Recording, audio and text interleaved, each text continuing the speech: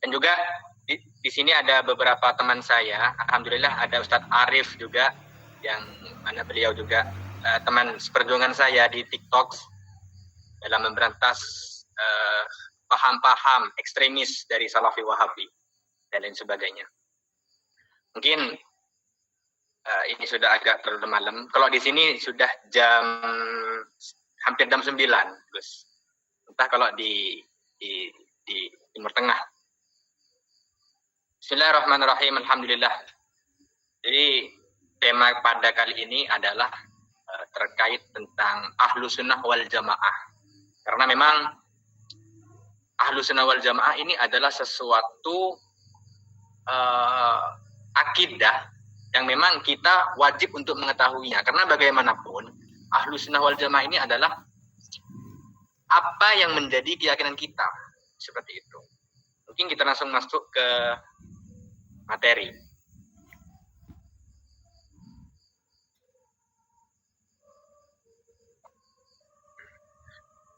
Jadi di sini saya menuliskan definisi aswaja secara umum, tidak membahas terkait bagaimana ahlu sunnah wal jamaah itu muncul dan bagaimana, karena ini kan cuma tema esensi dari ahlu sunnah wal jamaah sendiri. Kalau ahlu sunnah wal jamaah, pemahaman ahlu sunnah wal jamaah ini bisa dilihat dari dua sisi. Ada kalanya sisi etimologi atau dalam sisi bahasa, kemudian ada sisi terminologi atau studi keislaman. Kalau dari etimologi secara bahasa, atau kalau dalam bahasa kitab kuningnya secara lughat gitu kan, bahasa, ini terdiri dari 3 kata. Ada ahlun, kemudian sunnah, dan al-jamaah. Nah, ahlun sendiri artinya adalah keluarga atau pengikut. Tuh. Kemudian ada sunnah. Nah, sunnah ini kalau secara bahasa seperti yang dijelaskan oleh Hadratul Syekh Kiai Hashim Asy'ari di dalam kitab Risalah Ahlus Sunnah wal Jamaah, bahwa sunnah ini adalah suatu jalan atau suatu perilaku yang ditempuh oleh Nabi, sahabat, dan kemudian para ulama-ulama setelahnya. Nah, ini sunnah. Kemudian al-jamaah itu adalah sebuah golongan yang menjaga kebersamaan. Karena kata Nabi, umat Islam ini tidak akan bersepakat atas sebuah kesesatan. Kata Nabi kan, inna ummati la tajtami'u ala dalalah fa idza ra'aitumul ikhtilaf fa 'alaikum bisawadil a'dham. Sesungguhnya Nabi ini sesungguhnya umat Islam itu tidak akan bersepakat terhadap sebuah kesesatan. Fa idza ra'aitumul ikhtilaf fa 'alaikum bisawadil a'dham. Maka ketika kamu melihat perselisihan, maka ikutilah golongan mayoritas. Nah, ahlu sunnah wal jamaah ini adalah golongan mayoritas. Nah, seperti itu. Itu terkait ahlu sunnah wal jamaah dari pemahaman itu sendiri. Makanya definisi aswaja secara khusus adalah golongan yang mempunyai itikad atau keyakinan yang searah dengan keyakinan jamaah Imam Abul Hasan al-Asy'ari dan Imam Maturidi. Hal ini juga dijelaskan oleh Imam Az-Zabidi di dalam kitab Ithafus Saridil Muttaqin Syarah Ihya Ulumuddin. Idza utlaqa ahlus sunnah wal murad bihi al-Asy'ariyah wal Maturidiyah. Ketika disebutkan ahlus sunnah, maka yang dimaksud ahlus sunnah itu adalah orang-orang yang mengikuti Imam Abul Hasan al-Asy'ari dan Imam Abu Mansur al-Maturidi. Jadi begitu. Nah,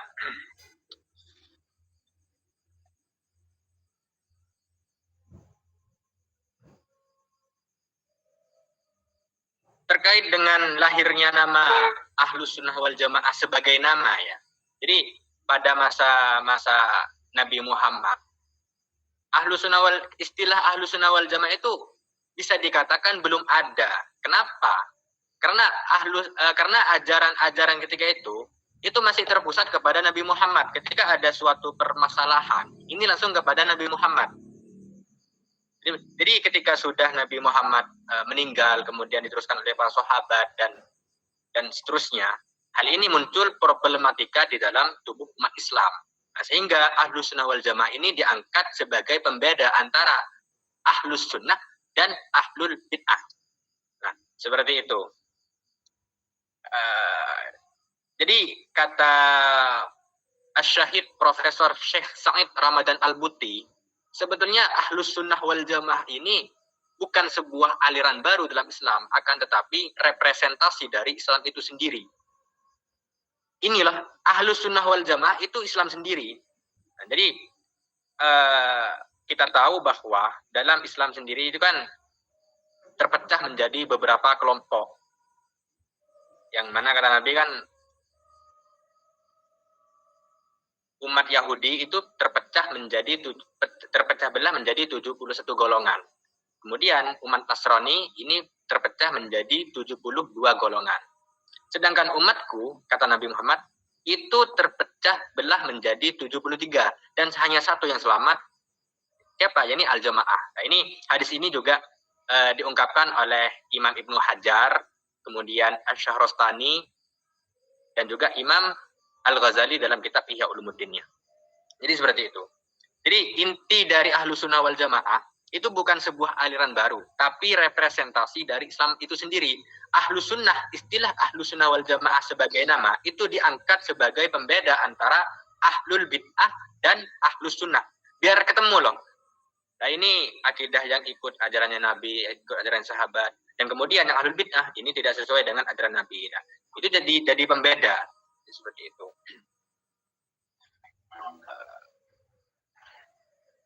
Langsung saja. Sudah masuk. Nah, kemudian masuk terkait dasar-dasar aswaja. Nah, dasar-dasar aswaja itu apa saja? Jadi pertama ada akidah, ya. Kemudian ada syariah atau syariat Islam. Kemudian ada akhlak. Seperti itu. Kemudian, maksud dari akidah ini bagaimana?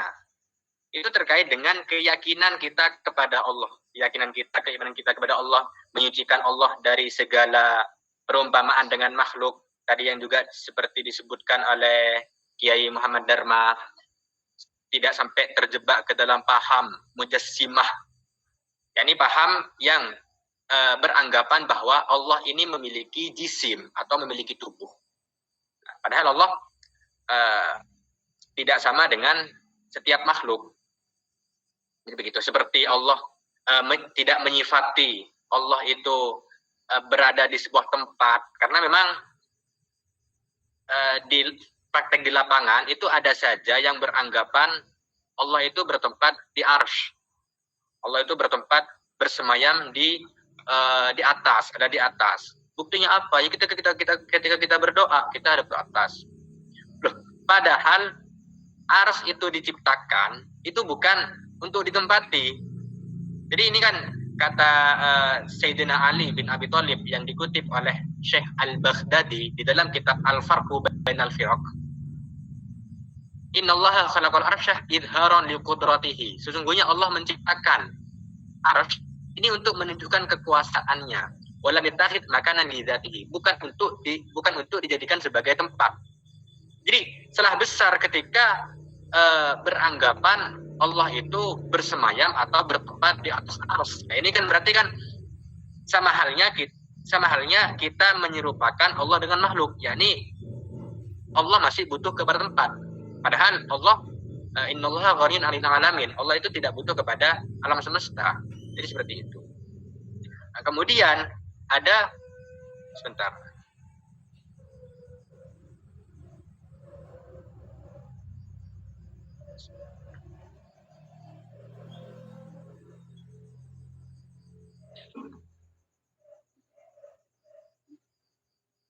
Kemudian ada syariat. Syariat ini terkait dengan prinsip hukum Islam. Sebagaimana kita tahu bahwa dalam hukum Islam kita mengikuti tetap berpedoman kepada Al-Quran, kemudian As-Sunnah dan Ijma' serta Qiyas. Jadi metode pertama, kata Profesor Said Muhammad bin Alawi bin Abbas Al-Maliki Al-Hasani, Syekh Mekah, di dalam kitab Hikmatut Tasyri'. Di dalam kitab tarikh tasriknya, bahwa Al-Quran ini merupakan sebuah materi pertama dalam hukum Islam. Jadi soalnya di praktek di lapangan ada anggapan bahwa kitab-kitab fikih itu dianggap sebagai kesyirikan yang besar. Ini kan berarti salah paham. Padahal kitab-kitab fikih itu sebetulnya sumber dari kitab-kitab fikih itu adalah Al-Quran pertama, kemudian sunnah seperti itu. Dan ada juga ijma serta kias. Berbicara tentang ijma, saya teringat dengan sesuatu yang sekarang biasanya menjadi kegaduhan di masyarakat, seperti permasalahan-permasalahan yang di situ masih bersifat khilafiyah atau perbedaan pendapat para ulama, itu malah menjadi sesuatu yang sangat heboh.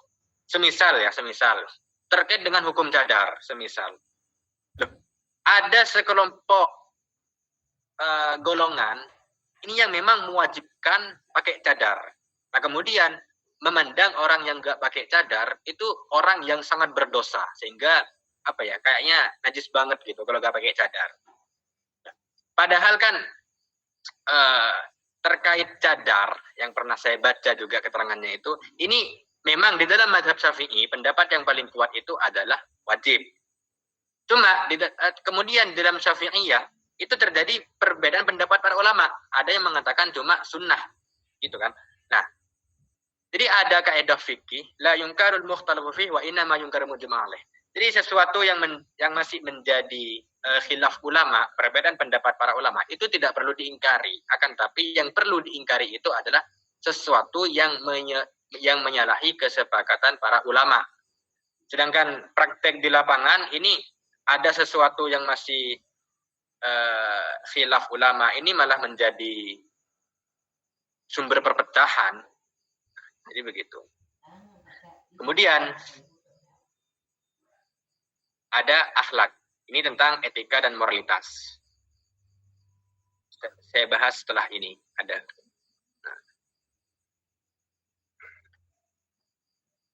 Jam.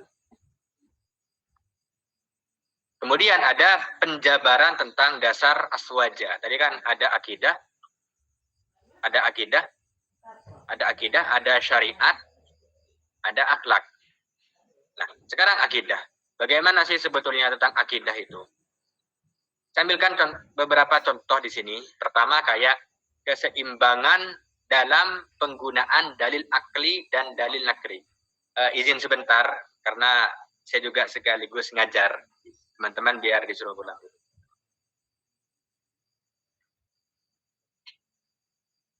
Kan gak usah dimatikan.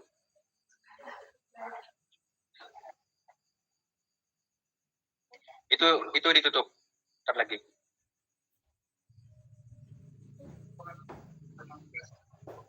Saya ambilkan beberapa contoh di sini terkait akidah. Pertama, keseimbangan dalam penggunaan dalil akli dan dalil nakli.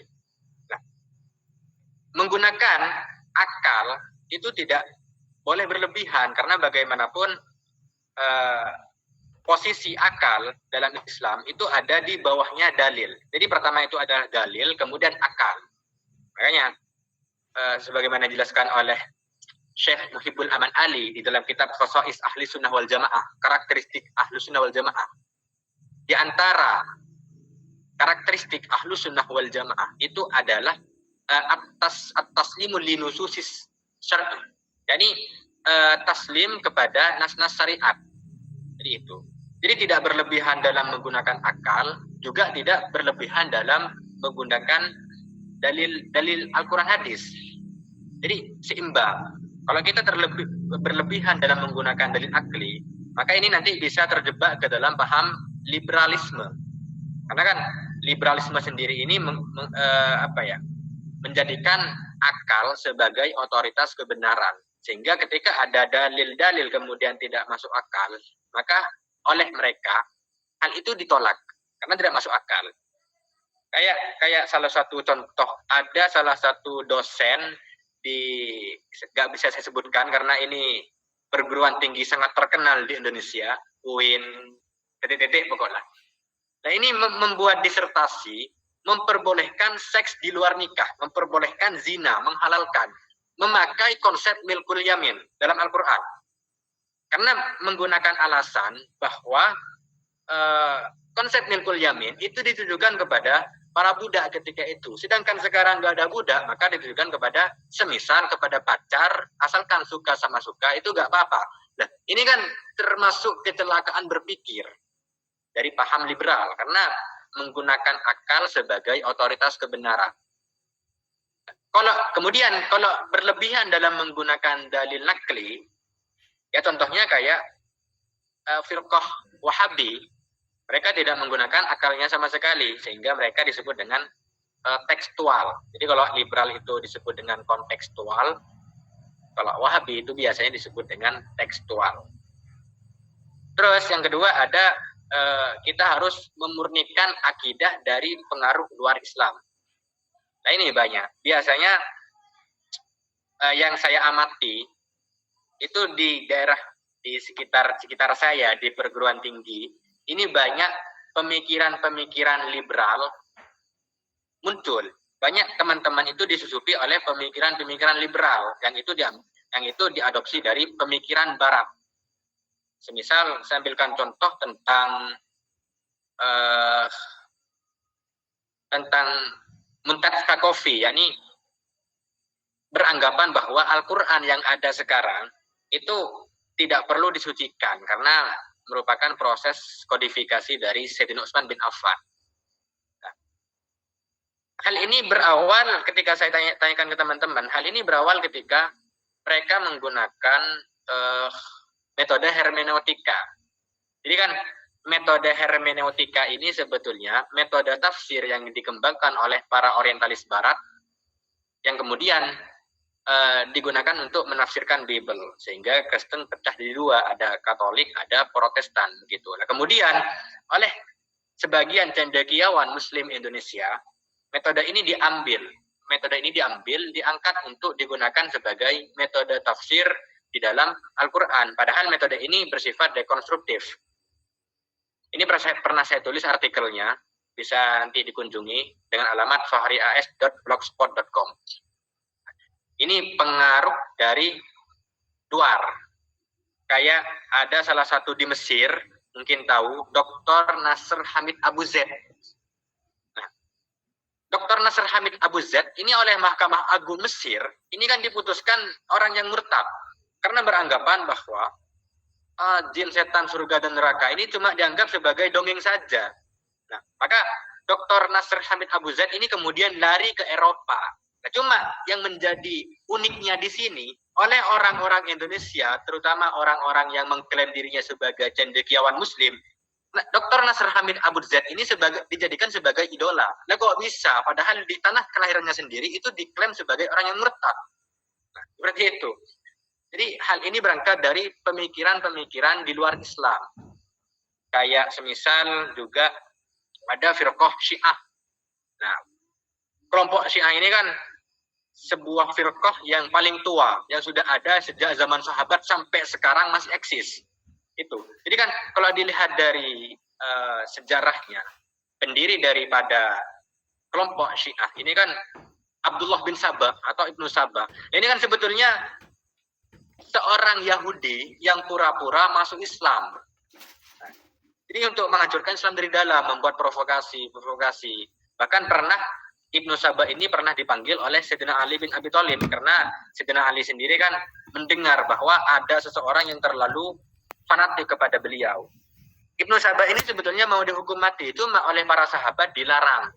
Sehingga Ibnu Sabah ini diasingkan atau dibuang ke Madain ketika itu. Di Madain itu di Persia, yang sekarang menjadi negara Iran. Makanya Iran ini sekarang menjadi pusat dari aliran Syiah. Seperti itu. Jadi banyak terkait dengan pengaruh akidah dari luar Islam itu sebetulnya ada di sekitar kita. Kalau yang sering yang mudahnya itu begini, kalau paham liberal, ini setidaknya ada beberapa konsep pemikiran, seperti pemikiran relativisme. Jadi, relativisme ini kan berangkat dari kata relatif. Relatif ini berarti belum tentu benar, sesuai tergantung siapa yang menilainya. Sehingga dari adanya paham relativisme ini, umat Islam itu tidak boleh mengklaim bahwa agamanya lah yang paling benar. Nah, ini kan Justru kita akan berpikir, kita sebagai umat Islam, ya kita harus yakin dengan agama kita yang paling benar. Cuma nanti ada yang namanya toleransi atau yang disebut dengan tasamuh. Nanti ada, saya jelaskan di belakang, nanti ada materinya. Kemudian ada dekonstruktif syariat Islam. Itu. Jadi paham liberal itu memang hobi untuk mengotak-atik terkait syariat Islam, meskipun syariat Islam itu sudah termasuk dalam ranah al-maklum minad din bid-darurah, sesuatu yang diketahui secara pasti dalam agama. Nah, mohon izin Gus, saya potong sedikit ya. Mungkin istilah-istilah berbahasa Arab atau ilmiah dipaparkan ini. Jadi sebutkan istilahnya, lalu dipaparkan dengan artinya. Silakan nggak semuanya. Iya. Monggo Gus, mohon maaf. Dilanjut. Nggak lupa kebiasaan kuliah online gitu kan. Jadi saya kira mahasiswa semua gitu. Jadi pertama tadi ada relatif. Relatif ini maksudnya sesuatu itu belum tentu benar, tergantung siapa yang menilai. Nah, sehingga dari paham relatif ini tadi itu yang sesuatu itu belum tentu benar, kita dituntut untuk tidak boleh meyakini bahwa agama kita sendiri itu yang paling benar. Bisa saja agama Kristen itu benar. Nah, ini dari paham relatif. Kemudian ada juga paham, saya pakai bahasa yang sangat sederhana ini, mengotak-atik syariat Islam. Padahal itu sudah menjadi ijma dari para ulama, mengotak-atik syariat Islam.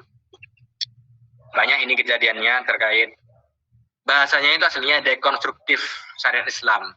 Kemudian ada dekonstruktif Al-Quran. Ini dari paham liberal. Sebetulnya paham liberal sendiri, aliran liberal Islam liberal gitu, itu sebetulnya sebuah proyek, karena memang Islam ini untuk dihancurkan ini terlalu kuat, sehingga yang dihancurkan itu dalam sisi akidahnya. Itu kayak di Indonesia, Islam liberal ini didanai oleh Asia Foundation. Ada lembaga dari luar negeri. Ini didanai. Bagaimana sekiranya orang-orang Islam itu dijadikan paham liberal. Ini kan pengaruh dari luar Islam sebetulnya. Nah, kemudian yang ketiga, dari penjabaran dasar aswaja yang terkait akidah, ini tidak gampang menilai salah atau menjatuhkan vonis syirik apalagi kafir. Jadi kita sebagai Ahlus Sunnah wal Jamaah dalam beragama ini kita tidak kaku, tidak mudah menjatuhkan, oh ini syirik, ini bid'ah, apalagi sampai mengkafirkan. Kalau masih sesuatu itu masih ada landasan usulnya, ya sudah gitu. Hal ini yang biasanya sering dilakukan oleh kelompok ekstremis Wahabi. Kalau kata teman-teman Wahaboy lawak klub katanya, WLC. Nah, mereka ketika melihat sesuatu yang tidak sejalan dengan kita, mereka mengklaim bahwa hal ini itu adalah sesuatu yang syirik, sedangkan syirik ini pasti masuk neraka, atau bahasanya itu bid'ah. Kullu bid'atin dolalah. Wahabi wawasannya hanya bid'ah. Kullu bid'atin dolalah. Setiap bid'ah sesat, gitu kan. Itu senjata ampuh bagi mereka. Tapi mereka sendiri membagi bid'ah jadi dua. Ada bid'ah diniyah, ada bid'ah duniawiyah. Ini kan aneh. Mereka tidak mau bid'ah dibagi-bagi, tapi kok malah membagi sendiri. Ini kan lucu kan. Jadi terkait berasa kuliah online.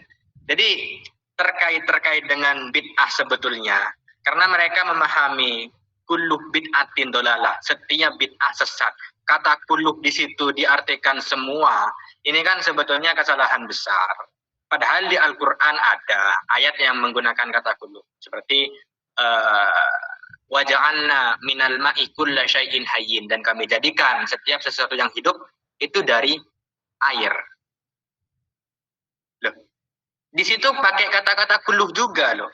Padahal eh, padahal pada kenyataannya kan tidak semua yang diciptakan oleh Allah itu kan dari air semua, kayak setan dari api, malaikat dari cahaya. Tapi kalau di Al-Qur'an pakai kata-kata kullu, berarti kan bermana sebagian.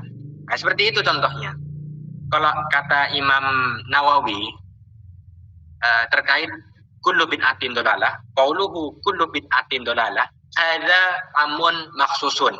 Ini hadis umum yang ditaksis, kata beliau, kata Imam Nawawi. Jadi tidak bisa kita langsung memvonis, wah ini bid'ah, masuk neraka. Padahal mereka kayak Wahaboy ya. Saya lebih suka pakai Wahaboy. Kayak Wahaboy sendiri itu kan menggembar-gemborkan apa tadi itu terkait bid'ah, syirik, masuk neraka gitu. Kata teman-teman panitia surga. Kullu bid'atin dolalah, ada amun maksusun wal muradu ghalibul bid'ah. Kayak Wahabi sendiri itu biasanya ikuti Imam Syafi'i. Padahal pendapatnya Imam Syafi'i sendiri, kata Imam Syafi'i, bid'atani. Bid'ah itu ada dua. Kalau bid'ahnya itu mencocoki dengan sunnah, maka kata Imam Syafi'i, ini bid'ah yang mahmud, yang bagus. Kalau menyalahi daripada sunnah dan Al-Quran juga, maka ini yang disebut dengan bid'ah yang sesat, yaitu yang dimaksud dengan yang akan masuk neraka. Jadi kita tidak bisa langsung menilai semua sesuatu yang tidak pernah dilakukan oleh Nabi, maka hal itu dilarang dan pasti masuk neraka. Ini kan wawasannya hanya bid'ah saja, itu pun tidak menyeluruh.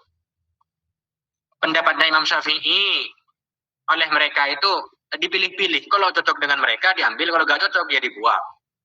Lucu. Itu terkait dengan kita tidak boleh gampang menilai salah atau menjatuhkan vonis syirik apalagi kafir. Kalau keterangan dalam kitab Fathul Mu'in, sebetulnya vonis kafir itu hanya boleh dilakukan oleh qadhi atau hakim. Ini keterangan dari kitab Fathul Mu'in. Jadi kita sebagai orang awam, kita tidak bisa memvonis bahwa ini syirik kafir gitu. Jadi seperti itu. Kemudian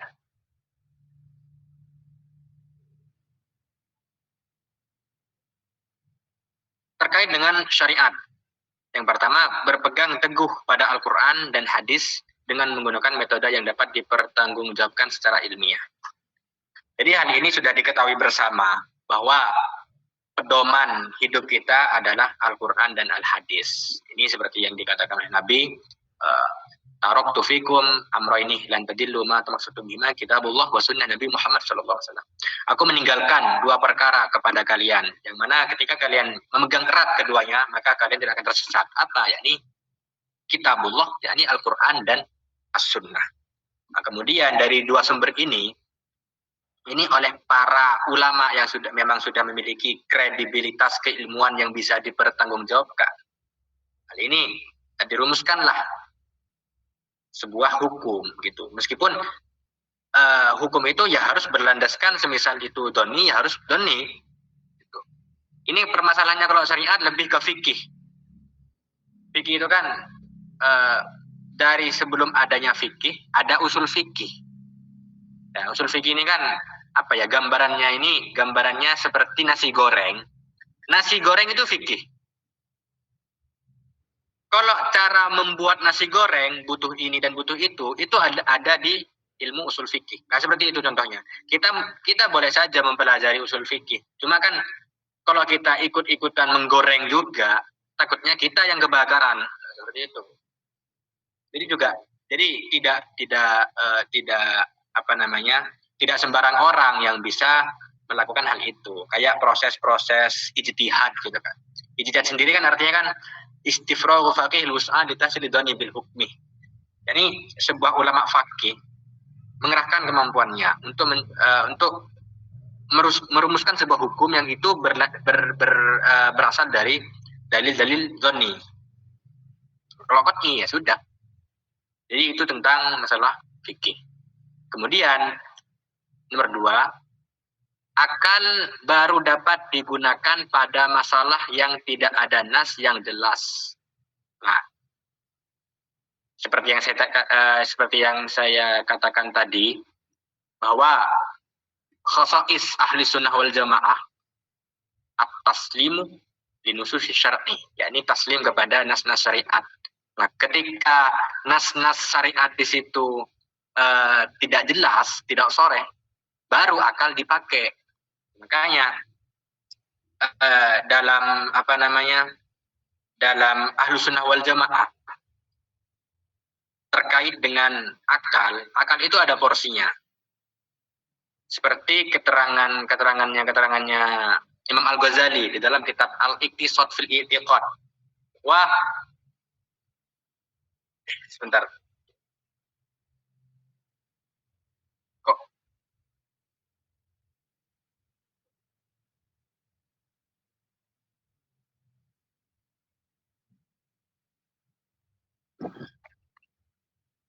bahwa al-umur, ya, al-umur sesuatu itu dibagi dua, kata Imam Ghazali.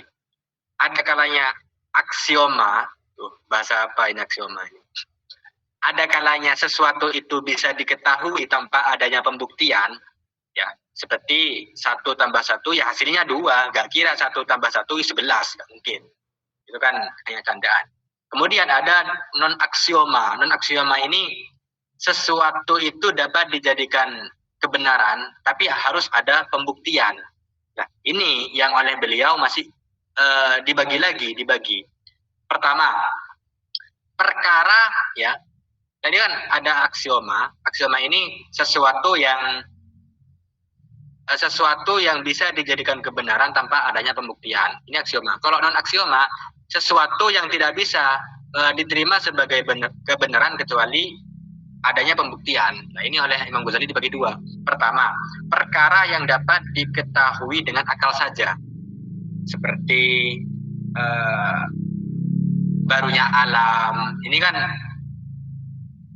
akal kita yang memainkan, kayak ada siang, ada malam, ada cuaca hujan, ada cuaca panas. Ini kan berubah-ubah. Jadi ini tidak perlu syariat, akal sudah bisa.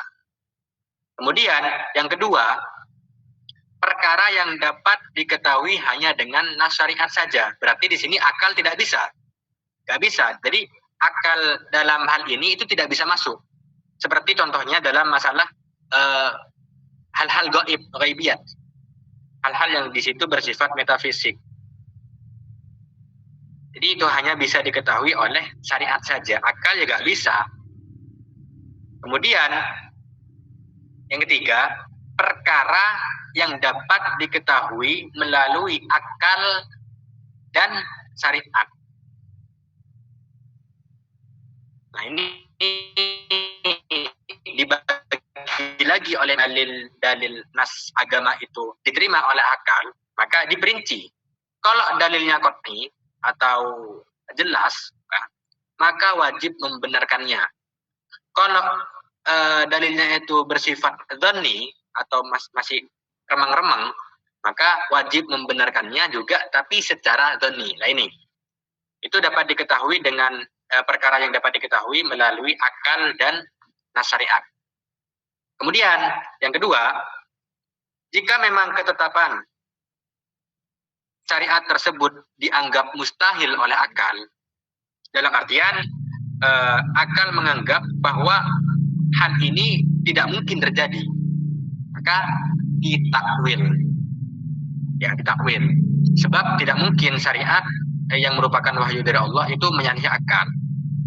Seperti contoh kayak ayat-ayat mutasyabihat di dalam Al-Qur'an gitu kan. Itu kan oleh para ulama ditakwil. Kalau ulama salaf ini melakukan tafwid. Kalau ulama khalaf ini takwil, ya. Takwil ini artinya mengarahkan makna ke arti yang nomor 2. Semisal kayak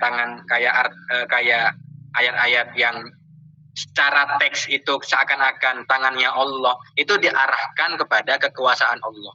Kalau pas tangannya Allah, ya Allah bertangan. Ini kan nanti terjebak ke dalam paham tajsim atau mujassimah. kemarin saya baca-baca itu di kitab Fatwa Ibnu Bas. Mungkin Ustadz Arif tahu ya. Fatwa Ibnu Bas. Di situ ada keterangan bahwa Allah itu tingginya 60 hasta. Allah tingginya 60 hasta. 30 meter. Ini kan paham tajsim sudah. Ini ada di dalam kitab Fatwa Ibnu Bas. Nah, saya nemu keterangan itu. Dan setiap sepertiga malam ini turun ke bumi untuk mendengarkan doa hambanya. Ini kan apa ya? Sesuatu pikiran yang sangat unik. Jadi begitu. Allah tingginya 30 meter. Berarti lebih tinggi menara Burj Khalifa seperti itu, kayak di Dubai. Nah, jadi itu paham-paham tajsim, yakni menganggap bahwa Allah ini memiliki tubuh.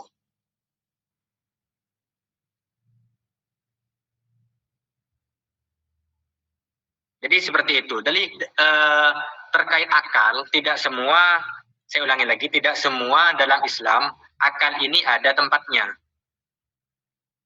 Ada tempatnya. Kalau akal dijadikan sebagai otoritas kebenaran, ya akhirnya setiap dalil-dalil itu yang menjadi acuannya harus akal. Kayak semisal sesuatu yang enggak diterima akal. Isra Mi'raj semisal. Ini kan kalau secara akal tidak mungkin Nabi melakukan perjalanan dari Mekah ke Palestina, ini hanya semalam, nggak masuk akal. Nah, tapi kan di situ yang disebut dengan akidah keimanan, sehingga Abu Bakar As-Siddiq yang percaya ketika itu. Itu. Jadi tidak semua sesuatu dalam agama dapat diketahui oleh akal. Ada porsinya akal itu. Sehingga seperti yang saya katakan di awal, seimbang dalam menggunakan akal. Seimbang dalam menggunakan dalil akli dan dalil nakli, tidak berlebihan. Seperti itu. Nah, ini juga. Kemudian yang terakhir terkait syariah, dapat menerima perbedaan pendapat dalam menilai masalah yang memiliki dalil yang multi interpretatif atau masalah goni. Kita tidak bisa langsung, oh ini nggak boleh. Semisal dalam perihal kunut. Kalau kelompok-kelompok orang yang nggak mau kunut, ya wahaboy, mereka menganggap bid'ah dan masuk neraka orang yang kunut.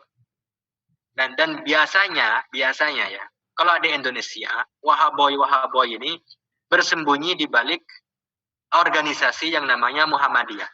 Padahal Muhammadiyah sendiri itu tidak sampai mempermasalahkan masalah kunut. Mau kunut silahkan, gak mau kunut ya gak apa-apa. Saya gak kunut, kamu kunut. Ya sudah, gak ada masalah. Nah cuma oknum-oknum di dalam Muhammadiyah, meskipun NU ada juga oknumnya, yang kemarin ke Israel itu, 5 orang. Nah ya, dan juga mengatasnamakan manhaj salaf. Mereka bersembunyi di balik Muhammadiyah. Padahal pendiri Muhammadiyah sama pendiri NU ini satu aliran, muridnya Syekhona Khalil Bangkalan. Dan Syekhona Khalil Bangkalan ini ya nyantri di pesantren saya dulu di Sidogiri. Seperti itu. Jadi kita tidak boleh langsung memvonis sesat, syirik, bid'ah, masuk neraka, coret dari kakak. Jadi kan kita tidak boleh seperti itu. Kita harus menerima perbedaan yang itu masih sesuatu yang masih bersifat bersumber dari dalil-dalil yang dhonni. Seperti itu. Yang sering itu memang biasanya kata-kata manhaj salaf gitu, sehingga sama teman-teman itu dipelesetkan menjadi manjat salaf. Kemarin saya ketemu, ini sedikit cerita dari saya, ketemu teman baru, yaitu seorang santri di sebuah pesantren. Ya, saya bilang juga, dan saya juga santri di pesantren salaf. Loh, mereka menganggap bahwa saya itu Wahabi. Saya dikira Wahabi karena saya mondoknya di pesantren salaf. Nah, saya jelaskan, Wahabi itu sebetulnya menyadap atau mencuri nama salaf. Jadi seperti itu. Kalau pesantren-pesantren salaf berarti bukan pas lantas itu pesantrennya Wahabi, justru pesantren salaf seperti Lirboyo. Bentar.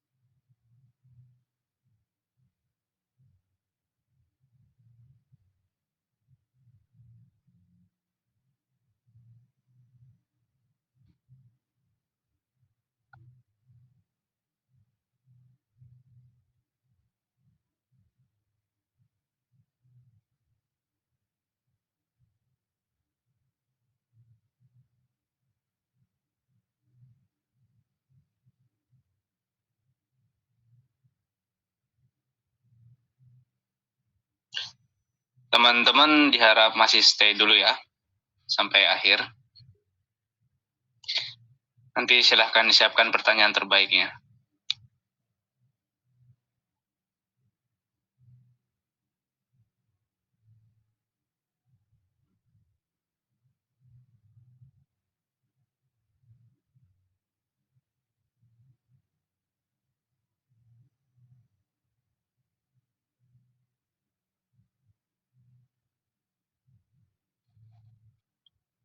Mohon maaf, barusan masih iklan, koneksi gangguan. Jadi ya seperti itu, kita harus menerima perbedaan pendapat dalam menilai masalah yang masih itu memiliki dalil yang lebih. Terus saya lanjut karena tadi sudah diperingatkan sama pihak penyelenggara 15 menit lagi katanya. Kemudian akhlak, ya saya singkat-singkat saja. Karena kalau ketika saya menjelaskan lupa kadang. Akhlak, pertama tidak mencegah bahkan menganjurkan usaha memperdalam penghayatan ajaran Islam selama menggunakan cara-cara yang tidak bertentangan dengan prinsip-prinsip hukum Islam. Seperti berpuasa gitu. Seperti mengamalkan sesuatu. Kayak baca-baca Rotibul Haddad semisal. Ini memang tidak ada di zaman Nabi. Tapi oleh sebagian kelompok, baca Rotibul Haddad ini dosa katanya. Kamu kok baca Rotibul Haddad ini dosa, bid'ah masuk neraka. Kok bisa? Ini kan kita memperdalam penghayatan ajaran Islam. Kita ini kan selama hal itu tidak bertentangan dengan prinsip-prinsip hukum Islam. Seperti itu. Kalau ada salah satu pesantren di Malang, ya, tapi bukan pesantrennya Mama Gufron, Mama Koli. Ada pesantren di Malang di Tirtoyudo. Di sana mengajarkan setiap bulan Muharram kemarin. Ya, bulan Muharram. Dalam waktu 3 hari, mereka harus, para santri harus khatam Al-Quran selama 3 hari. Kemudian harus berpuasa. Itu pun berpuasa putih. Cuma air putih saja, kecuali memang tidak kuat santrinya, baru daftar. Kemudian tidak boleh berbicara. Nama kegiatannya itu ya disebut dengan uzlah mereka itu. Ya, asalkan itu tidak sampai bertentangan dengan prinsip-prinsip hukum Islam ya gak masalah. Dan seperti itu. Dan itu kan bagus. Selama 3 hari harus khatam Al-Quran. Gitu. Berpuasa. Itu pun tidak maksa puasanya. Kalau gak kuat ya bisa gak puasa, daftar.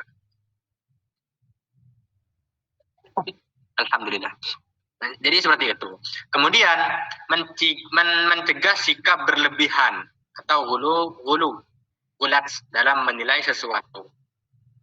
hal ini seperti kita tidak boleh terlalu fanatik, ya, atau ta'assub yang berlebihan, karena salah satu perpecahan umat Islam seperti yang dikatakan oleh Syekh Abu Zahrah di dalam kitab Tarikhul Madzahib Al-Islami.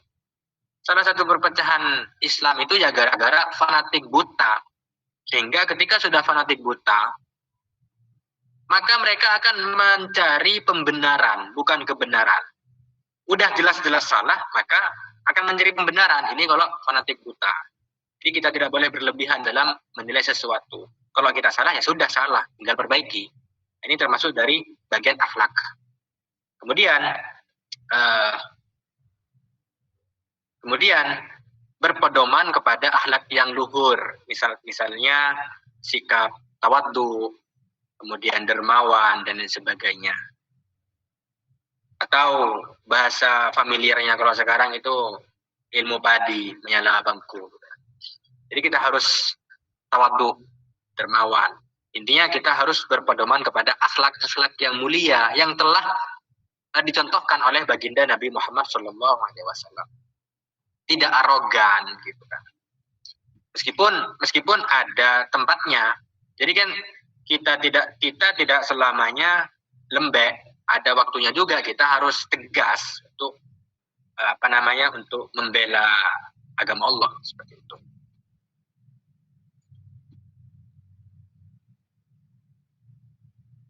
Nanti mungkin untuk anggota grup saya share PDF-nya ini, PowerPoint ini. Karena ini saya juga dikejar waktu. Ini slide terakhir. Terkait prinsip-prinsip aswaja. Ya. Pertama, tawasud. Tawasud ini artinya tengah-tengah. Ma bainah syai'aini, yakni perkara di antara dua sesuatu. Ini terkait tawasud atau moderat. Dan ini ada dalilnya. Wa kadzalika ja'alnakum ummatan wasaton. Dan kami jadikan kalian umat yang wasat, yang tengah-tengah. Jadi seperti itu. Kita harus tengah-tengah. Tidak boleh ekstrim kanan, tidak boleh ekstrim kiri. Makanya di Indonesia sebetulnya moderasi beragama yang dikampanyekan oleh Kementerian Agama beberapa waktu lalu itu sebetulnya bagus karena tidak memberi ruang kepada ekstrim kanan dan ekstrim kiri. Cuma moderasi beragama itu seringkali ditunggangi oleh oknum-oknum yang nggak bertanggung jawab. Nah, seperti itu. Ini tinggal pelaksanaannya saja bagaimana. Ini terkait dengan tawasud moderat. Kita harus moderat. Kemudian ada tasamuh. Tasamuh ini toleransi. Bagaimana kita berhubungan baik dengan agama lain semisal. Ini toleransi. Cuma toleransi yang diperbolehkan di sini ini dalam masalah sosial, tidak dalam masalah akidah. Kalau masalah akidah ya nggak boleh. Semisal beberapa waktu lalu ada kegiatan Hadrah Al-Banjari di gereja. Ketika pendetanya datang, maka disambut dengan Tolak Al-Badruh. Nah ini kan sesuatu yang sangat unik sebetulnya. Pendeta bukan kiai yang masuk, tapi yang masuk pendeta. Ketika pendeta masuk, Hadrah Al-Banjari. Tolak Al-Badruh alaina itu sudah. Jadi itu toleransi yang kebablasan. Jadi toleransi itu ada batasannya. Bukan mencampur adukan terkait akidah. Ini salah besar kalau sudah menyentuh hal itu. Tasamuh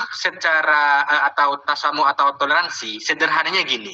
Kita menghargai perbedaan pendapat orang lain, ya. Kita menghargai agama lain. Kita menghargai saja, tapi bukan meyakini apalagi membenarkan. Sehingga dari toleransi ini biasanya dalam ajaran Islam liberal ini ada yang namanya pluralisme. pluralisme ini kan terdiri dari dua kata yang digabung. Plural, kemudian ada isme. Plural sendiri di dalam Kamus Besar Bahasa Indonesia artinya kemajemukan. Isme ini adalah sebuah paham. Itu isme. Sehingga dari paham pluralisme ini beranggapan bahwa semua agama benar. Dan nanti ketika di surga akan hidup berdampingan orang Kristen, orang Yahudi, Nasrani, Konghucu, dan lain sebagainya. Itu dapat masuk surga semua. Karena diibaratkan dengan roda, yang mana roda itu ada rucinya. Yang mana ruci itu mengarah kepada satu poros saja. Nah, ini pluralisme. Padahal dalam ahlu sunnah wal jamaah, yang kita junjung itu bukan pluralisme, tapi pluralitas. Kita menghargai keyakinan mereka, kita menghargai, tapi bukan membenarkan. Kalau sudah membenarkan, ya beda lagi. Berarti membenarkan bahwa ada Tuhan selain Allah. Nah, ini yang salah. Ini seperti itu. Nanti mungkin bisa dibaca juga terkait artikel saya, mewaspadai paham pluralisme. Nanti saya kirim ke Gus Faris, mungkin bisa di-share nanti di grup terkait paham pluralisme agama. Seperti itu. Kemudian ada tawazun atau seimbang. Ya, seimbang dalam segala hal, tidak berlebih-lebihan. Utamanya juga ini seperti tidak berlebihan dalam menggunakan dalil akli dan dalil nakli. Seperti itu. Saya langsung saja. Terus ada yang terakhir, ada i'tidal. Tegak lurus. Kita harus tegak lurus. Kita harus adil. Ketika ada sesuatu yang itu memang salah, ya sudah katakan salah. Kalau hal itu memang benar, ya sudah benar. Karena sekarang ini banyak ulama-ulama ya yang bisa merubah-rubah hukum karena terkena serangan fajar. Uang-uang itu, hukum bisa dibeli. Yang aslinya haram itu bisa berubah menjadi halal, bahkan minimal makruh. Nah, ini karena ada oknum-oknum, itu biasanya ya terkena serangan fajar, kalau istilah pemilu di sini kemarin itu. Itu tegak lurus. Dan Islam ini, umat Islam ini dikatakan umat terbaik.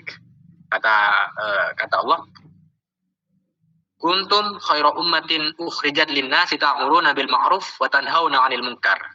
Kita ini adalah generasi umat terbaik daripada umat-umat sebelumnya. Karena kita beramar ma'ruf dan bernahi munkar. Jadi seperti itu. Ini slide saya yang terakhir.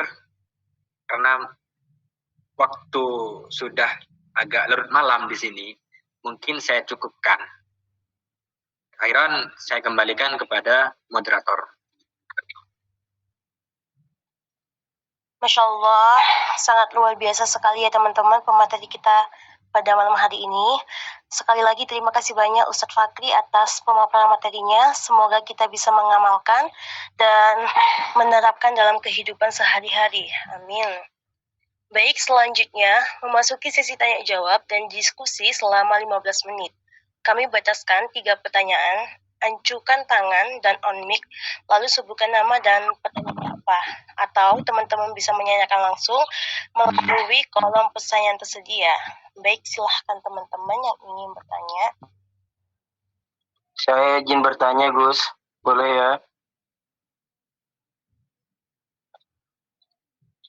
Bismillahirrahmanirrahim. Assalamualaikum warahmatullahi wabarakatuh. Waalaikumsalam warahmatullahi wabarakatuh. Gus, gini, ini tadi saya mau bertanya tentang tasamuh atau toleransi ya. Ini sedang terjadi di tempat saya. Ada sekelompok orang yang ingin membangun gereja. Gitu. Di satu tempat, di satu RT di tempat saya. Seluruh masyarakat RT tersebut menolak keberadaan gereja. Dikarenakan memang tidak ada orang Cikop, itu nggak disebutnya orang desa saya yang tidak yang beragama tersebut gitu loh. Lalu saya menyatakan sikap bahwasannya saya menolak. Pertanyaan saya, apakah saya menolak keberadaan gereja tersebut intoleransi atau gimana, Gus? Monggo mohon dijawab. Bismillahirrahmanirrahim. Ustadz Arif, Masya Allah beliau ini ya. Teman saya di TikTok ini. Dalam melawan paham-paham Wahabi. Terkait hal itu, sebetulnya kalau dalam masalah keyakinan, ya, jadi kan dalam prakteknya tadi di sebuah desa Pak, gimana, Gus? Satu desa, Gus, di sebuah desa, Gus, di tempat saya. Sebetulnya kalau dalam pemahaman Ahlus Sunnah wal Jamaah, kadang kali kan kita ini di Indonesia ya, kita ini di Indonesia, dan Indonesia ini bukan darul Islam tapi Darussalam, dan seringkali bertentangan dengan yang namanya hukum Islam sebetulnya. Kalau dalam sisi keislaman, penolakan yang dilakukan jenengan itu sudah, kalau saya sendiri pasti menolak seperti itu, karena juga berangkat dari hadis la yasluhu qiblatan fi ardi wahidatin. Tidak pantas di dalam satu tanah itu ada dua arah kiblat. Apalagi lebih, kan seperti itu. Nah, cuma kalau ditinjau dari konteks kenegaraan, yaitu ya nggak bisa sampean gitu. Karena kan gimana ya? Indonesia ini bukan negara Islam, ya, tapi bukan juga negara sekuler. Akan tetapi Indonesia meskipun bukan negara Islam, tapi memiliki ruh keagamaan yang tertuang dalam sila pertama. Nah, seperti itu. Jadi karena saya juga sebagai mahasiswa Fakultas Hukum, Ilmu Hukum, gitu kan ya. Jadi sering saya menemukan sesuatu yang memang di situ bertentangan dengan ajaran-ajaran Islam, seperti itu. Ya, ketika sudah hal itu tidak bisa terlaksana, ya intinya kita sudah menerapkan iman, paling lemahnya iman, ingkar biqolbi saja gitu, karena kita tidak punya kuasa untuk bagaimanapun, kecuali kita menjadi bupati atau paling tidak kepala desa di situ. Seperti itu, Gus. Kalau saya sendiri ya, Gus ya, kalau saya sendiri, misalkan ada SKB 2 menterinya sudah turun atau izin IMB-nya ada, saya legowo menerima. Yang terjadi itu SKB 2 menteri tidak ada, IMB-nya tidak ada, lalu kepala desa menyatakan di hadapan para alim yang lain, ulama-ulama yang lain gitu, asatid yang lain menyatakan menolak. Akan tetapi dia menandatangani perizinan. Itu yang jadi masalah, Gus. Udah gitu saya dilaporin polisi lagi ini. Begitu, Gus. Jadi sikap saya sudah benar ya, Gus ya, untuk menolak. Cuma kalau dalam sisi kenegaraan gak kuat dengan karena ini kan dalam konteks negara juga. Oh maaf, Gus, kalau dari sisi kenegaraan saya juga kuat, Gus. Gimana? Karena di antara peraturan SKB 2 menteri, kalau mau mendirikan gereja atau rumah ibadah selain masjid, itu harus 2 tahun menumpang ke gereja yang terdekat. Itu nggak ada? Bangun. Ini nggak ada. Ini baru. Gitu. Ini nggak ada. Jadi udah melanggar aturan lah secara ininya. Gitu. Iya. Enggak, itu nggak masalah. Semisal saya jadi jenengan, saya akan bertindak hal yang sama. Jadi saya juga tidak asal-asalan dalam melakukan sebuah perilaku, ada landasannya juga gitu kan.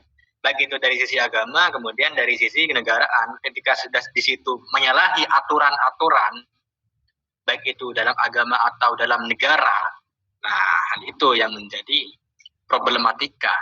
Seperti itu. Matur nuwun Gus. Ya mungkin itu aja yang saya pertanyakan. Wallahu muwaffiq ila aqwamit thoriq wal 'afu minkum. Assalamualaikum warahmatullahi wabarakatuh. Waalaikumsalam warahmatullahi wabarakatuh. Baik, terima kasih kepada Ustadz Fakri atas jawabannya. Monggo yang lain untuk bertanya. Sisa 2 pertanyaan lagi ya teman-teman. Itu ada pertanyaan dalam bahasa Arab itu di kolom komentar.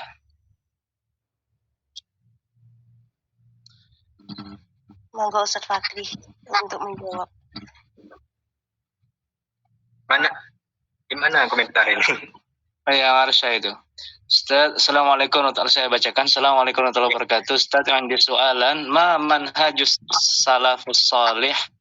Ma manhajus salafus salih fi tulkil akidah, fi talakil akidah. Fi talakil akidah. Iya. Terkait dengan manhaj salaf ya. Halo, cek.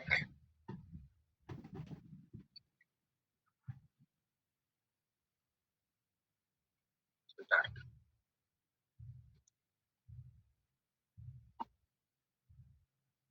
Coba dibacakan lagi, Ustaz. Baik. Bentar. Saya openkan dulu. Mana di kolom komentar. Oke.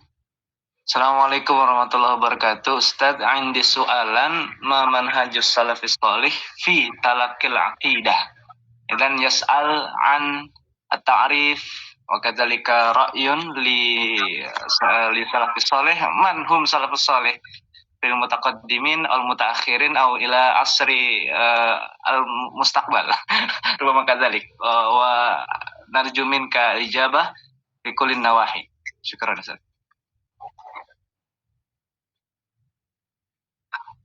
Apakah saya harus menjawab dengan bahasa Arab juga? Gimana Gus Faris? Arab atau Indo nih jawabnya? Masih itu Ustaz, masih. Masya Allah. Apa ya? Bahasa Arab nggak bisa. Mungkin gimana enaknya ini? Asalnya lebih pakai bahasa Indonesia aja Ustaz, biar semuanya juga paham kan. Belum tentu semua bisa bahasa Arab. Oke. Inti dari pertanyaan itu kan terkait manhaj salaf, kemudian siapa yang disebut dengan salafun soleh, kan begitu kan? Nah, Ustaz. Jadi manhaj salaf, ya, hal ini yang menjadi salah satu problematika juga yang membuat kebingungan umat. Jadi begitu. Manhaj salaf, manhaj sendiri kan metodologi yang dipakai oleh para ulama salaf. Dalam praktek yang ada sekarang, biasanya ya, kata-kata manhaj salaf itu sering dipakai oleh kelompok-kelompok sebelah. Kita yang justru salaf beneran, tidak koar-koar dengan manhaj salaf. Nah, seperti itu. Jadi manhaj atau manahij, metodologi. Ini sebuah metodologi dalam Islam yang ini telah dicontohkan oleh para ulama salaf. Nah, kemudian bagaimana sebetulnya salafun saleh? Salaf itu artinya kan 3 generasi dari umat Islam. Ya. Jadi seperti itu. Kayak para imam-imam mazhab dan lain sebagainya. Mereka adalah para salafus soleh. Karena kitabnya sudah. Jadi hal ini yang memang membuat kebingungan umat. Manhaj salaf mulia dengan manhaj salaf. Ustadz Arif tahu juga itu. Bagaimana mereka menipu dengan manhaj salaf orang awam karena ketidaktahuan mereka terkait dengan salaf bagaimana. Padahal mereka itu pilih-pilih sebetulnya. Kalau sesuai dengan ajarannya diambil, kalau gak sesuai ya ditolak. Kayak tadi itu Imam Syafi'i Imam Syafi'i dalam sebagian pendapatnya diambil, pendapat tentang bid'ah nggak diambil. Ini kan pilih-pilih. Nah, katanya manhaj salaf. Ini kan cuma sebagai cover saja. Manhaj salaf. Seperti itu. Sehingga muncul istilah Ustadz salaf, gitu, Ustadz sunnah, pesantren sunnah, dan lain sebagainya. Padahal gak ada sunnah-sunnahnya. Nah, ini manhaj salaf intinya adalah sebuah metodologi yang dipakai oleh para ulama salaf. Ulama salaf sendiri itu 3 generasi umat Islam, sahabat, tabi'in, dan tabi'in. Jadi seperti itu. Izin melanjutkan tadi, pertama kan ditanya oleh siapa tadi, Gus Arsya ya. Kemudian barusan dijawab sama Gus Fakhri. Mungkin biar lebih ini ya, diperjelas gitu. Jadi kan intinya manhaj salaf itu kan yang namanya manhaj ya, dia kan metode. Metode itu kan bisa dipakai oleh siapapun. Nah, itu kuncinya tuh. Jadi dia bukan mazhab, kalau mazhab kan kelompok. Kalau manhaj itu metode. Nah, jadi metode ini bisa dipakai oleh siapapun, entah itu berdasarkan kaidah, dasar, ataupun dengan bebas pakai saja seperti itu. Nah, sekarang mungkin secara terang-terangan saya ingin bertanya, Gus Fakhri, untuk memperjelas kita semua ya yang ada di sini. Apalagi pergerakan Salafi Wahabi itu sangat kencang di Indonesia. Nah, belum semua orang paham terkait di mana benang merah dan titik permasalahannya. Nah, manhaj salaf yang diinginkan Wahabi, ya kan, itu seperti apa? Dan apa bedanya manhaj salaf yang dipakai oleh Aswaja sendiri? Bahkan kita Asy'ariyah, Maturidiyah itu tidak mendeklarasikan bahwa kita itu manhaj salaf. Ya, salaf memang rujukan kita gitu kan, karena memang atas nama akidah Ahlussunnah. Nah, mungkin mohon dijelaskan, Gus Fakhri. Saya memantik ini penjelasan. Bismillahirrahmanirrahim. Terkait manhaj salaf tadi ya. Manhaj salaf kalau di dalam Salafi Wahabi itu sebetulnya cuma sebagai cover saja atau sebagai apa ya, kayak gaya penarik. Karena mereka mengklaim, oh ini manhaj salaf, kita ikut pendapat para ulama salaf seperti itu. Padahal dalam ulama salaf sendiri yang seperti yang saya jelaskan tadi di dalam materi, dalam terkait hukum-hukum Islam, ini menggunakan Al-Quran, kemudian Al-Hadis, kemudian ijma dan qiyas. Nah, sedangkan ulama salaf, manhaj salaf versi yang Wahabi, ini kan tidak menggunakan ijma dan qiyas, langsung ke Al-Quran dan Hadis. Sehingga mereka disebut dengan tekstual.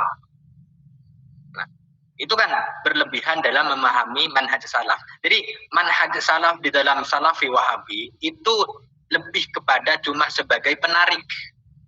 Dan itu berangkat dari ketidakpahaman terkait bagaimana sebetulnya metodologi yang dipakai oleh ulama salaf. Seperti itu. Kalau salaf dalam akidah Ahlussunnah wal Jamaah sendiri, itu sudah jelas yang setelah saya sampaikan tadi, bagaimana cara menggunakan akal, bagaimana konsep-konsep dalam memahami dalil-dalil seperti itu. Akal itu bukan lantas ditinggal, akan tapi dipakai dengan catatan begini dan begitu. Seperti itu. Itu perbedaannya.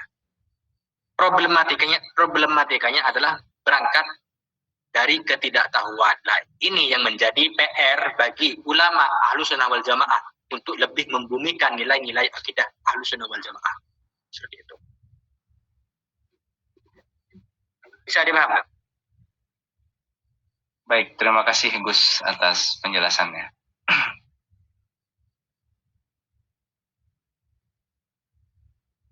Ustadz Arif mungkin nanti bisa cek saya. Ayo, insyaallah dijabrin insyaallah. Terima kasih kepada Ustadz Fakhri atas jawabannya. Ini mungkin jadi pertanyaan terakhir Kak dari Kak Iskandar Muda.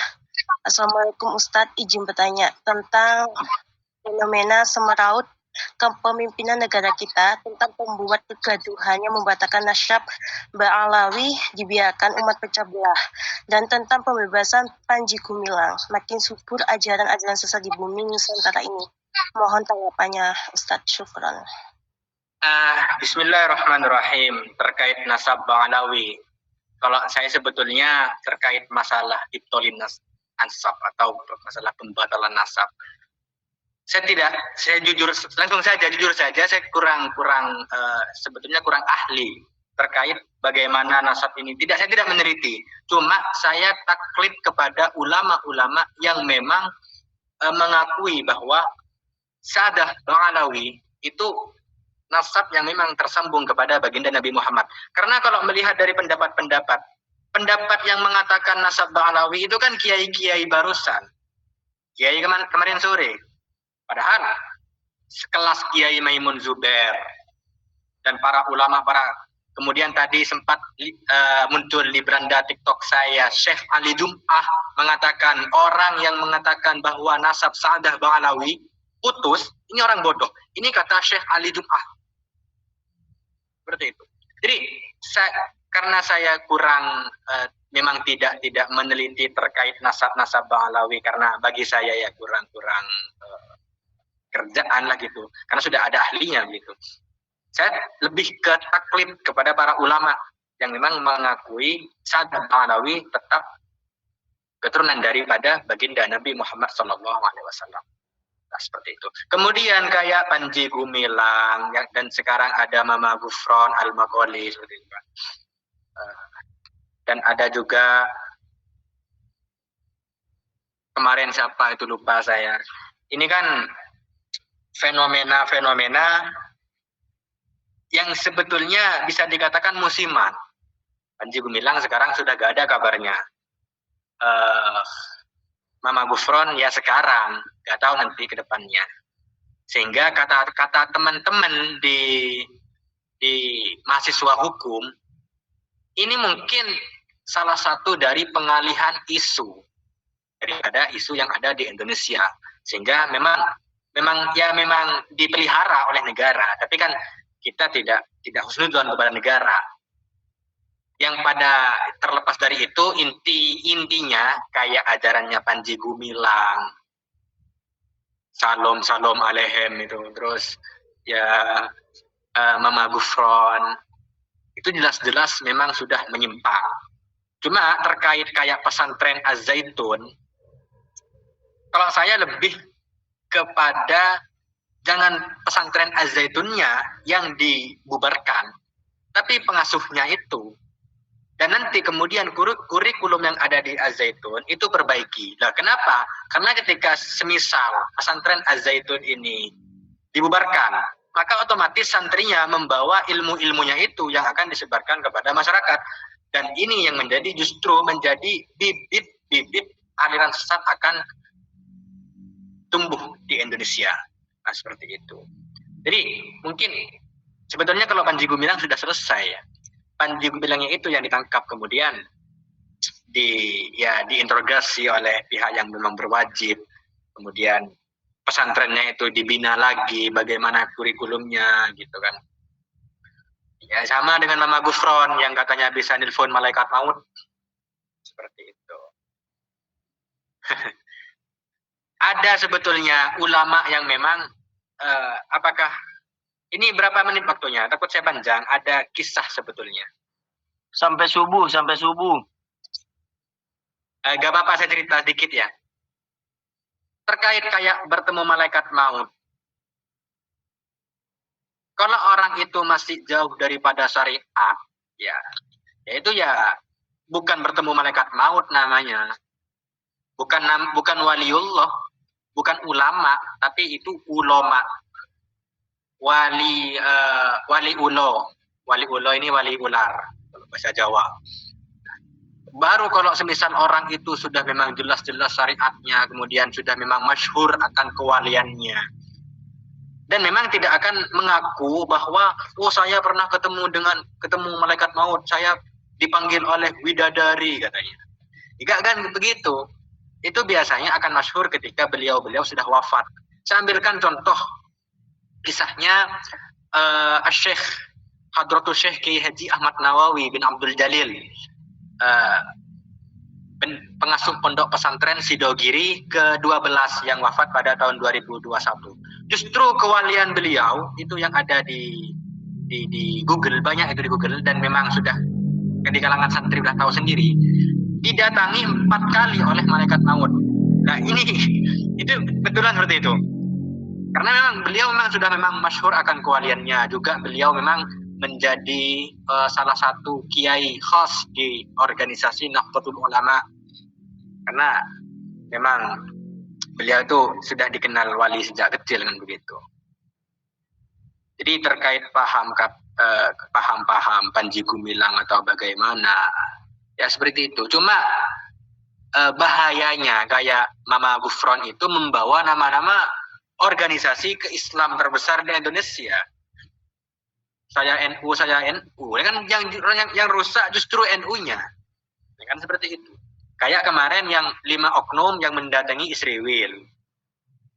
Yang rusak ya NU-nya. Itu oknum sebetulnya. Makanya katanya Hadratul Syekh Kiai As'ad Syamsul Arifin Situbondo, mediator berdirinya NU, beliau dawuh pakai bahasa Madura sebetulnya. Cuma kalau bahasa Indonesianya, kalau memang itu justru merusak NU, jangan diikuti meskipun itu PBNU. Ini kata Kiai As'ad. Kiai As'ad ini salah satu pendiri NU juga. Makanya terkait banser-banser jaga-jaga gereja gitu kan. Saya kemarin sempat diskusi sama dosen hukum tata negara saya terkait banser jaga gereja. Saya tanya, lah kalau alasannya itu terkait kemanusiaan, polisi kemana saja? Kan ada polisi, sudah ada tentara. Ngapain harus banser? Nah, seperti itu. Makanya, kalau dikembalikan kepada prinsip para pendiri, ini mohon maaf ya, mungkin ada yang bukan dari organisasi Nahdlatul Ulama, ini cuma sebagai pandangan saja, gitu. Kalau memang hal itu bertentangan dengan prinsip akidah Ahlus Sunnah wal Jamaah daripada para pendiri NU, ya jangan, ya banser-banser jaga gereja itu ya sebetulnya nggak diridhoi sebetulnya. Ini katanya putranya salah satu keturunannya dari Kiai As'ad Syamsul Arifin sendiri. Dan saya mengamini akan hal itu. Jadi seperti itu. Jadi makanya kayak Muhammadiyah, NU, itu banyaklah oknum. Kalau Muhammadiyah ya oknumnya ya dari Wahaboy. Kalau NU ya oknumnya kalau agak Syiah ya liberal. Bawa nama NU. Nah, seperti itu. Mungkin bisa dipaham. Saya kembalikan kepada moderator. Gus Faris kayaknya sudah gak kuat. Baik. Baik, terima kasih kepada Ustadz Fakri atas jawabannya. Terima kasih juga kepada peserta kajian malam ini yang telah mengajukan pertanyaan yang sangat luar biasa sekali. Dan kepada peserta kajian malam ini yang ingin bergabung ke Ma'rifatun Academy, bisa langsung saja follow dan DM IG kami ya di @marifatuna_academy.